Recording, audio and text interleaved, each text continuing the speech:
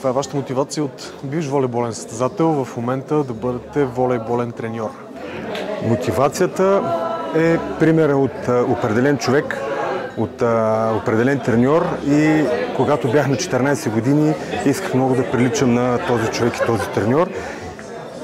По този начин ми се определи житейския път като цяло и затова към днешна дата съм треньор от 15 години.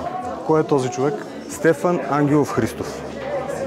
Да, треньор в ЦСКА, работеше на времето, дългогодишен треньор в ЦСКА и той е примера, от който аз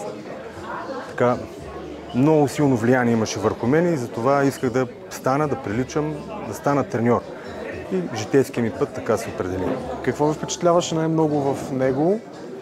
Ясно е, че играта се променя с много сериозни темпове, но вас е вдъхновило нещо най-вероятно от неговите човешки качества, от умението му да комуникира с децата, да ги запали в играта и да ги държи в нея.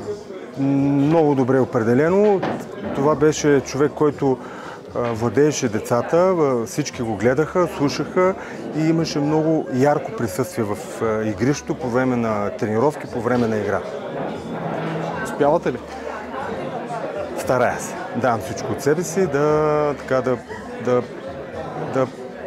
се изразявам, да присъствам по най-добрия начин в залата и да обучавам, тренирам децата да стават, да покорят и да следват своите мечти.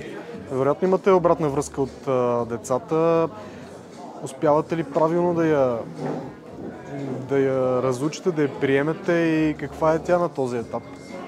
Силна ми е децата с връзката, тъй като за да се случат нещата в даден отбор, трябва да има връзка между треньор и състезател, за да има успехи, за да има резултати, за да има израстване на самите деца, като хора, като личности и в случая волейболисти.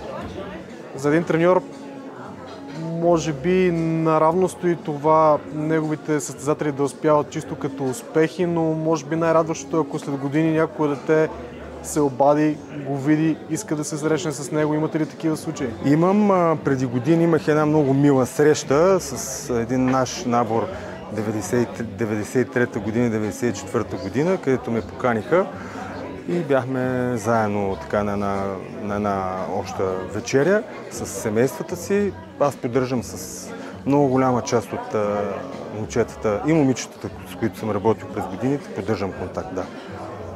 И живо се вълнувам за тях като личности, какво се случва към днешна дата.